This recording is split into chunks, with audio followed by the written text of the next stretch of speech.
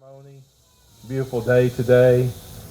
I asked specifically, we had that our first responders, our law enforcement, our firefighters to be up front, because that's what this day is about, in remembrance of not just the terrible act on our country, but the heroic effort by many people.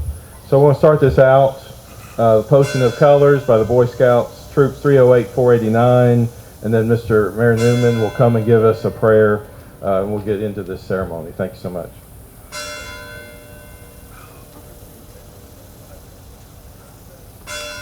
Color guard, attention. Color guard, advance.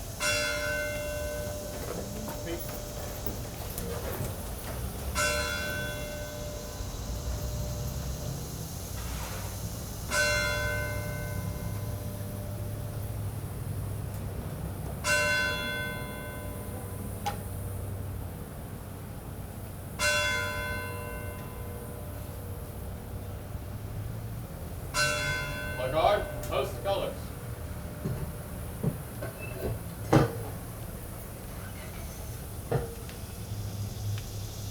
Color guard, at ease. Color guard, retreat.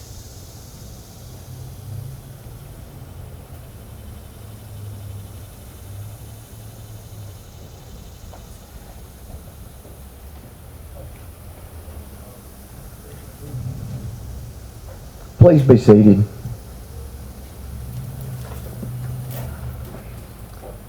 At this time, I'm going to ask you to, let's take about 10 to 15 seconds, just close our eyes and in silence, remember what the reason is, why we're here. And then I'm going to ask you to join me in unison as we do the Lord's Prayer.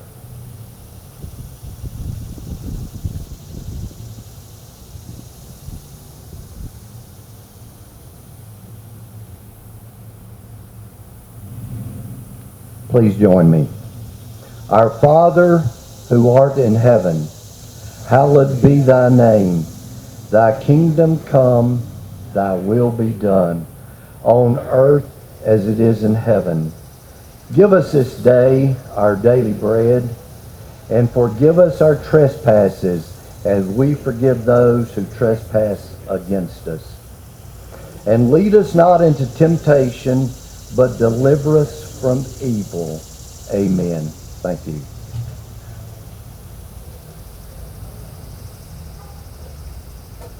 Alderman Dane Bryant's going to come forward and we'll do the Pledge of Allegiance. Everybody would stand, please. Please join me in the Pledge of Allegiance to the flag of the United States of America. I pledge allegiance to the flag of the United States of America and to the republic for which it stands, one nation, under God, indivisible, with liberty and justice for all. Well, please remain standing. We'll have the Star Spangled Banner played by the Fayetteville High School Band.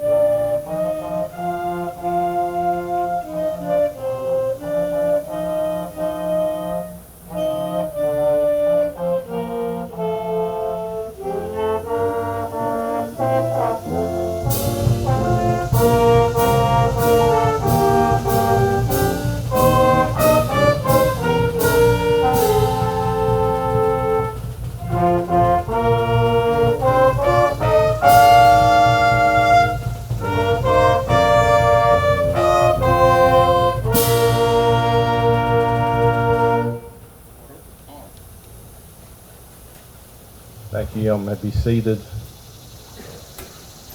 As I said, today's a beautiful day. We're fortunate that day 19 years ago was a day that I was thinking before I came up today. I remember every detail of that day, not just the action of when the plane went into the first tower, or a plane in the second tower, or the Pentagon being hit, or later we found about the heroes of the citizens of Flight 93 that diverted a plane into the ground that was headed for the White House.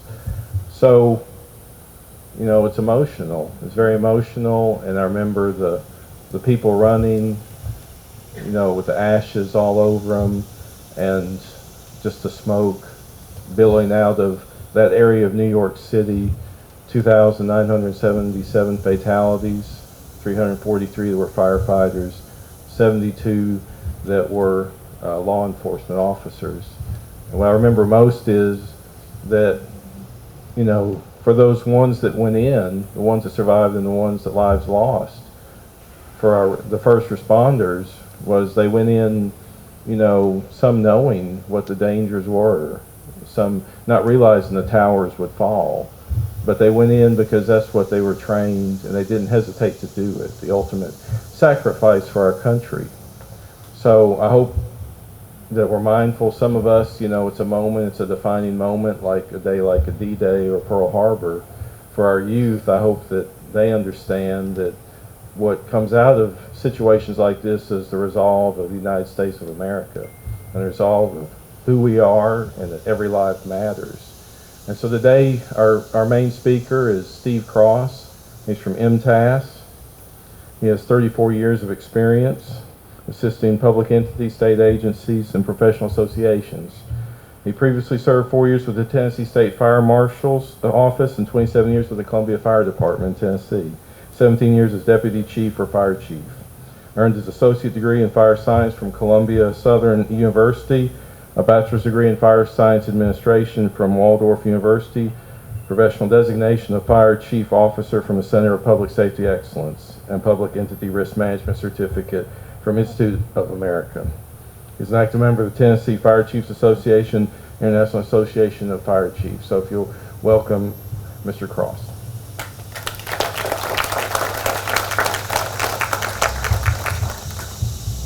Thank y'all for having me. They told me I had to stay close to this. I like to walk around when I talk, but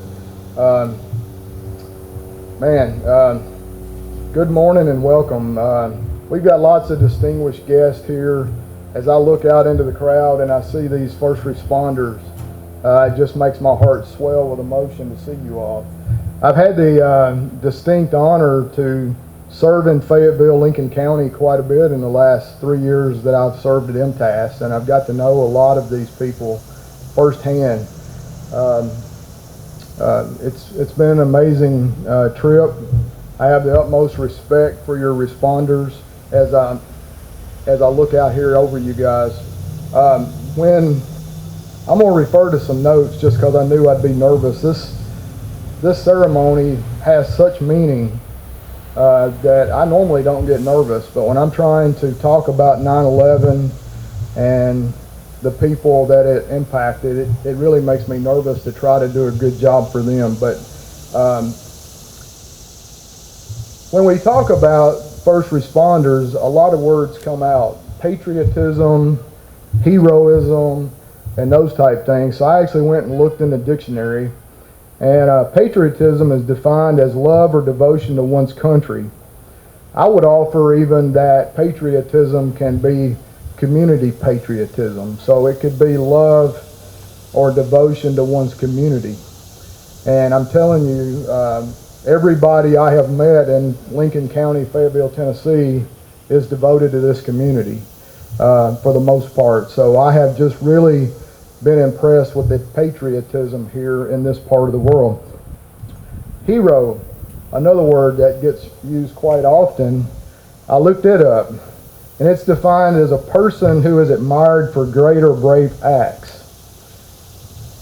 Those firefighters and those police officers that were killed that day on 9/11, absolutely they're heroes. But not because they were killed, because they chose to put the uniform on every day to serve Mr. and Mrs. Smith, I call them, the citizens here, or me when I'm traveling through your great town. So there are heroes among us. The mayor alluded to it. The day that 9/11 happened, there was almost 3,000 people killed almost immediately. All the heroes that day didn't wear fire, police, EMS, EMA uniforms. A lot of them were citizen heroes not because they wore a uniform, because they did brave acts. I mean, there were citizens in the World Trade Centers that did brave acts to save hundreds of people. There was people on Flight 93 in Shanksville, Pennsylvania that did brave acts and saved lots of people, even though there were several killed. I can speak firsthand experience 9/11. I was both honored, blessed, and cursed, I guess, for being able to go to Ground Zero in 2001 as a firefighter. This is where I have to kind of refer to my notes because I get emotional about it. When that morning on September 11, I had got to my office that morning about 6:30ish.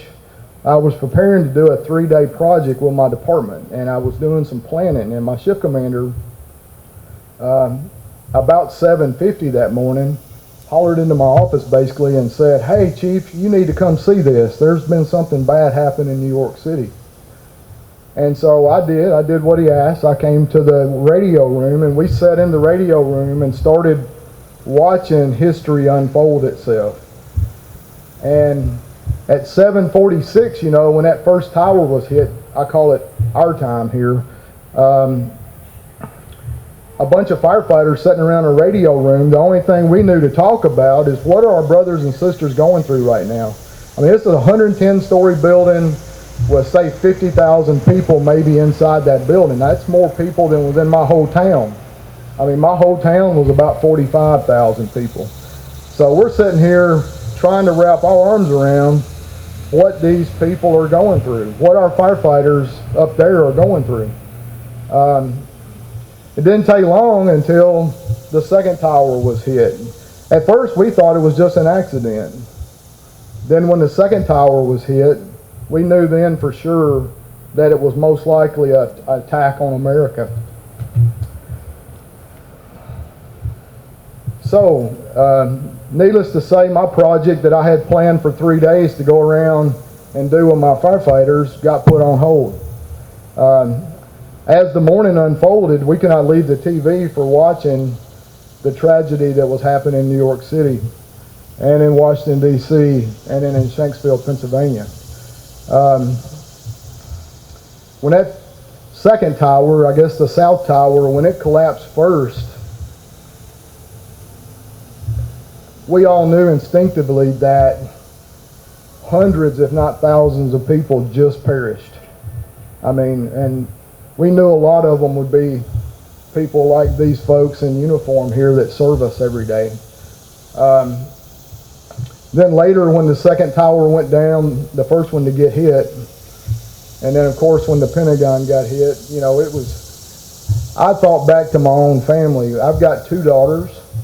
At that time, one of them had just started college. She was in a college close by to here, close to a nuclear facility. And I thought, man, they've hit New York, they've hit Washington, D.C., what's next? Is it going to be nuclear facilities? Is it going to be some of our infrastructure? So my wife, was at work. My oldest daughter was in college. My youngest daughter was in high school. So I immediately started taking a PAR check, we call it in the fire service, personal accountability report of where all my peoples are. And so we finally found out really quick that they were all safe and accounted for.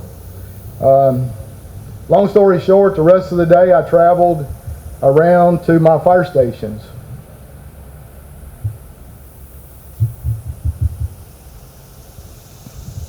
Hugging these guys and girls. Because I knew they could be called on to do the very same thing. So long story short again, after a couple of days, I go make a big ask of my fire chief. I'm the deputy at this point, second in command, so we had just a little under 100 folks, and I go make a big ask of my fire chief. I said, Chief, FDNY really needs some help. And we got a lot of folks here that's willing to go help. Can we go help? Can I put together a strike team to go to New York City and help the New York City Fire Department? And he said, Chief, we're Columbia, Tennessee. That's the largest fire department in the world, and they're working the largest incident ever happened probably in the world. What can you do? What can we do? I said, we can be there. We can be there to do our part. Well, needless to say, that didn't happen right now. So we did what firefighters do. We try to make things happen anyway. So over the next couple of months, we watch on TV, we converse via, telephone, email with folks we know. And then all of a sudden I get a call one day that asked me to be a part of a firefighter convoy that was traveling across America to visit the Pentagon and to visit Ground Zero. And it wasn't to go dig for survivors or any of that kind of thing. It was more for the behavioral health, the mental status of our first responders, all the people working there in New York City to recover. So basically, a musical artist out in Texas had did a rewrite on a Sarah McLachlan song, Angel, and she called it 911 Angel. And they made 15,000 copies of that CD with the intent of taking it to FDNY and giving the 15,000 firefighters there a copy of it. And then it was going to be, we didn't know how many folks would be in our group, but it ended up being about 50 or 60 of us. While our intent was to go there, visit fire stations, hug necks, make contacts, and then at some point, when their job was over, be there for those firefighters to help them survive the aftermath, if you will. So again, I think it was December 8th, 2001, I met up with this convoy. In fact, my wife actually went, since it was not a emergency mission, it was something else. My wife was able to go with me. She has been very supportive of my public safety career. My daughters, my two son-in-laws, everybody's in public safety, so she's been very supportive of us, so I thought she deserved to go too. But anyway, we met up with this convoy in Brentwood, Tennessee at Brentwood Fire Department, and on September 8th, and then we went down to Atlanta and then started up the East Coast, stopping at firehouses, city halls, whatever people would let us stop to bring awareness to this 9/11 thing that people somehow can try to forget. As we were traveling, it was so cool to see on every overpass, every bridge, fire trucks, ambulances, police cars, citizens, scouts, people there with their flags. It was just awesome to see what we call patriotism for America. So on the morning of December 10, this convoy rolls into Washington, D.C.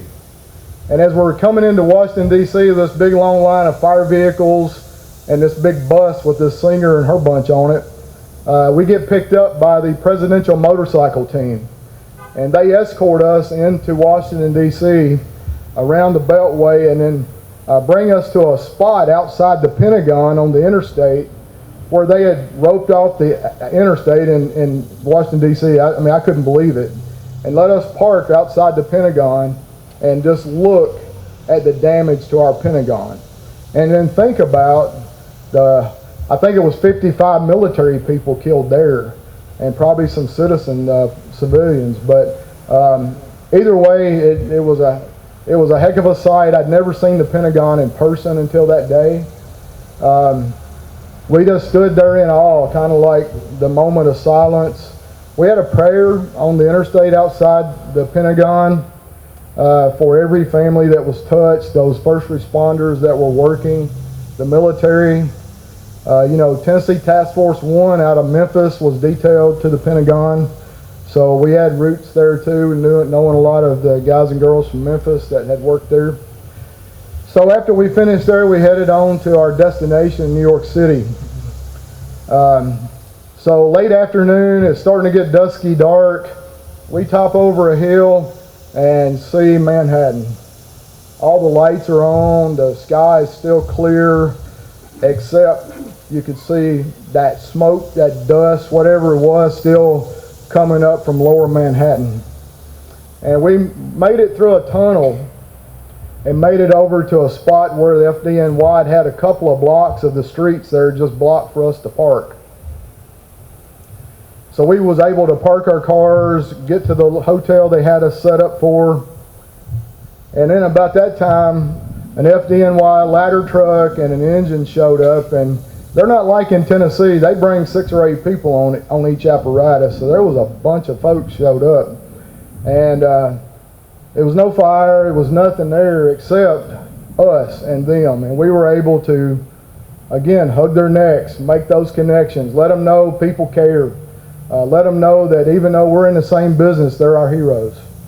And Becky, she sang her song to them right there on the street in front of the hotel in Upper Manhattan, Midtown. And really got the ball rolling. Then the morning of December 11, we had a meeting first thing at Fire Department headquarters with the fire commissioner. And we made a presentation of those 15,000 plus CDs to the department right there on the spot.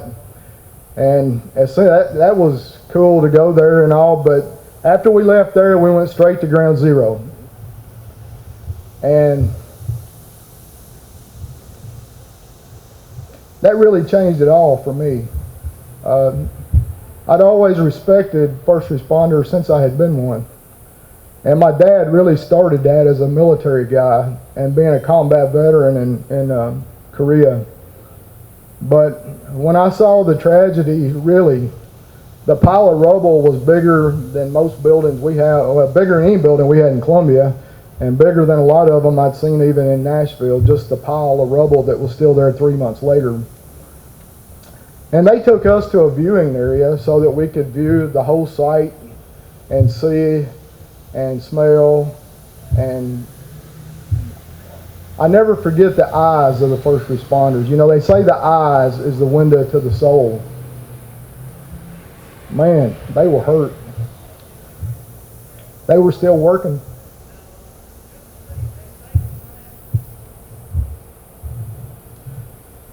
Again, every day we started our day going to ground zero. That was our motivation for the day. Go there, see what's happening. I don't know how they communicated this, but every day we were there, they recovered a firefighter's body.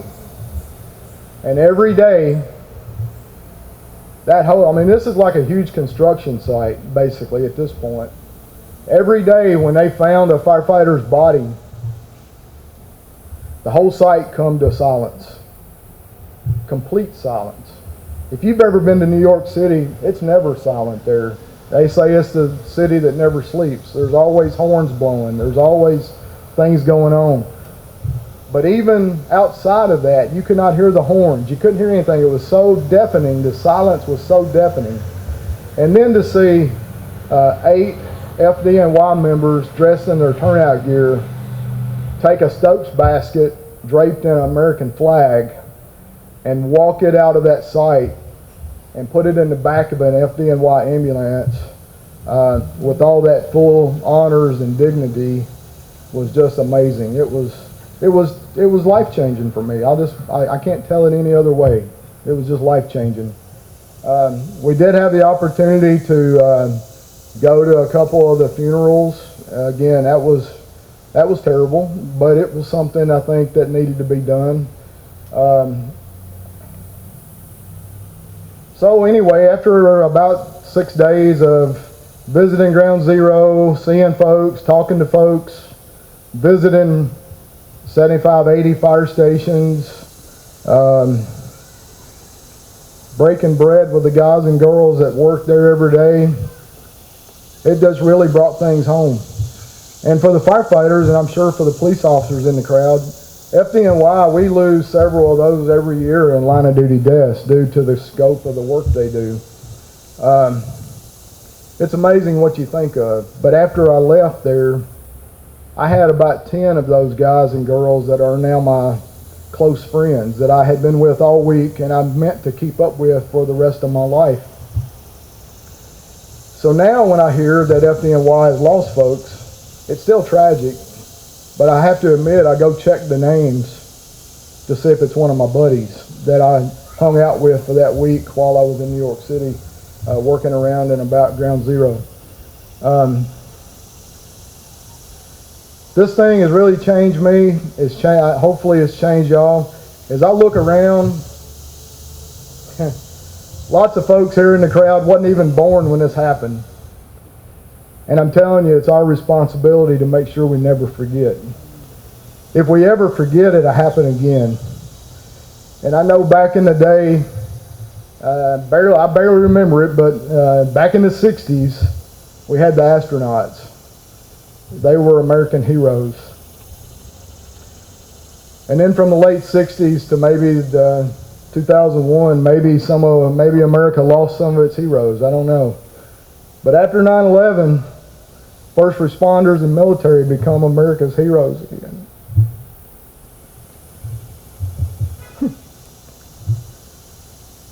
I don't want to ever be a political statement, I guess, but sometimes we hang that title of hero on the wrong folks.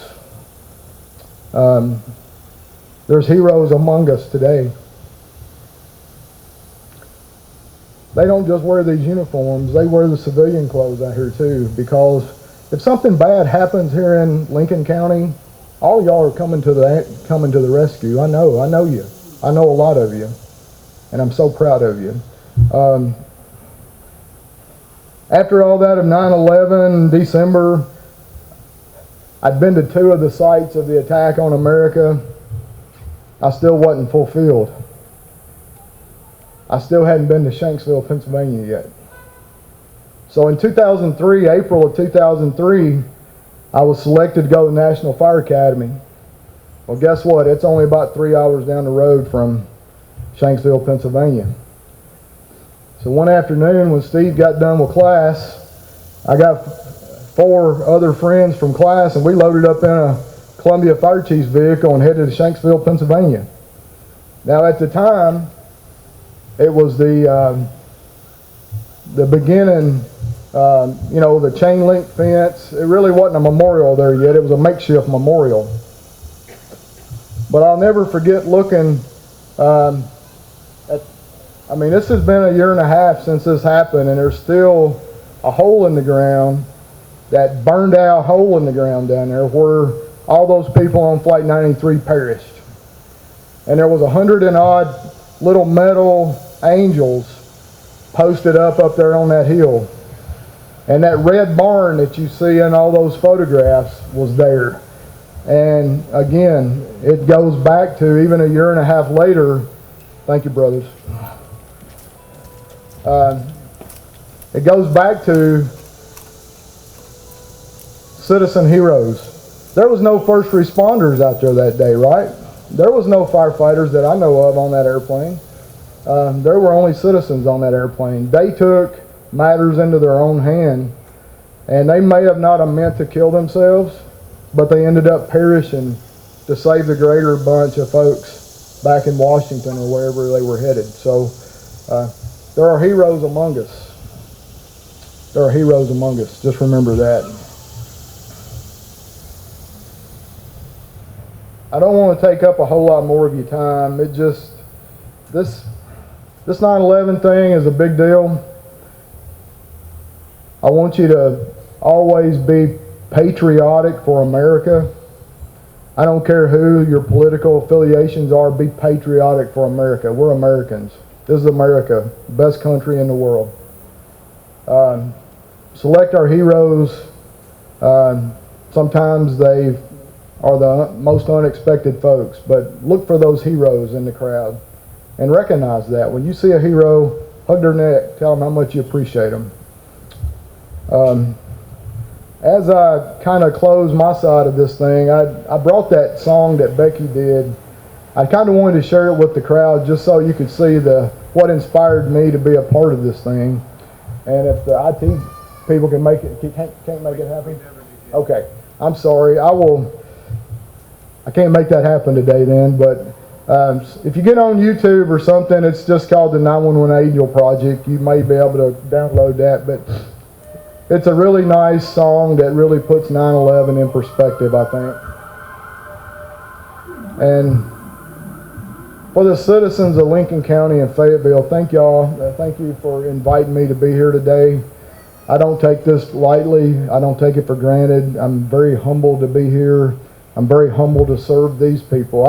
After retiring from my job in the fire service, I now serve those that serve. And I consider it a great honor to do that. And y'all keep calling me because I love coming down here to work. So thank y'all. God bless. You'll be in my prayers every day. Thank you.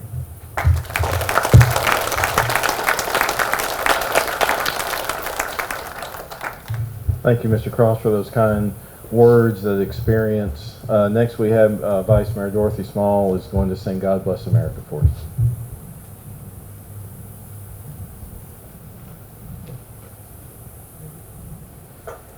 God bless America, land that I love. Stand beside her and guide her through the night with the light from above. From the mountains to the prairies to the oceans wide with foam. God bless America, my home, sweet home. From the mountains to the prairies to the oceans wide with foam. God bless America, my home, sweet home.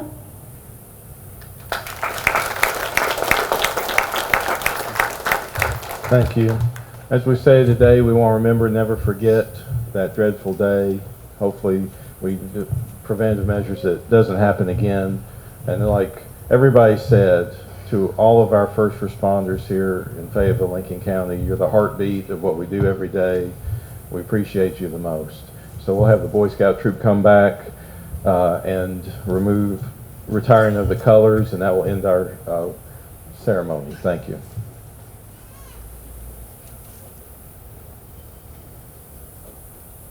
Color guard, attention. Color guard, green color.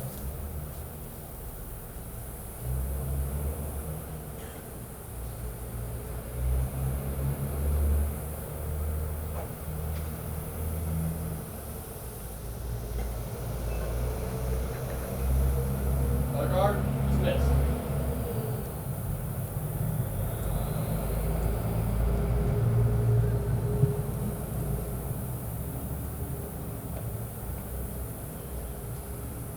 Thank you all. Thanks for coming.